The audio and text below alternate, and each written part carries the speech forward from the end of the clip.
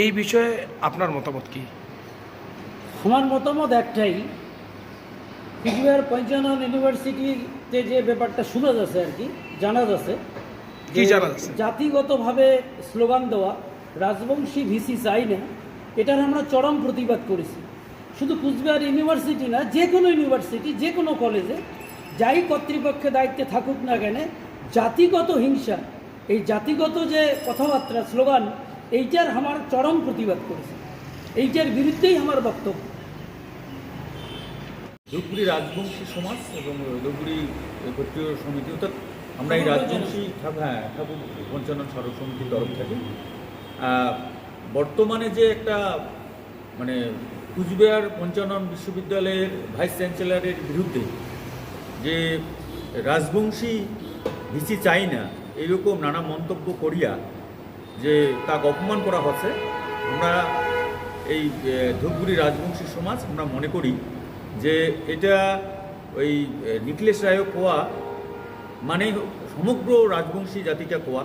আমরা এর বিরোধিতা করেছি, আমরা তীব্র ধিক্কার জানাচ্ছি এই বিষয়টা নিয়ে। এইরকম মন্তব্য যাতে কাউ না করে, তার জন্যে আমরা মানে আবেদন জানাচ্ছি। যদি আমার এই আবেদনে সাড়া কাউ না দেয়, ভবিষ্যতে এটা অন্যরকম পদক্ষেপ নিব আমরা, এটাই। নমস্কার, ধন্যবাদ।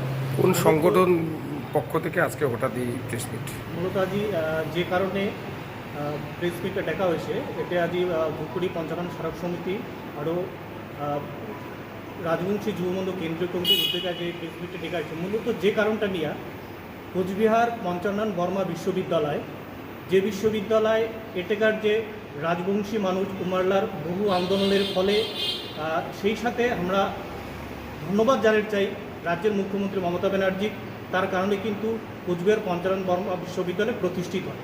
সেই বিশ্ববিদ্যালয়টা আজকের দিনত দাঁড়িয়ে যেভাবে এইটা বিষয়টা হল যে আমার মাননীয় ভিসি ডক্টর নিখিলেশ রায় এবং সে তোমার হচ্ছে রেজিস্ট্রার, মাননীয় রেজিস্ট্রার, তোমার মধ্যে যে একটা দ্বন্দ্ব আছে, সেইটা কিন্তু অভ্যন্তরীণ বিশ্ববিদ্যালয়ের অভ্যন্তরীণ বিষয়।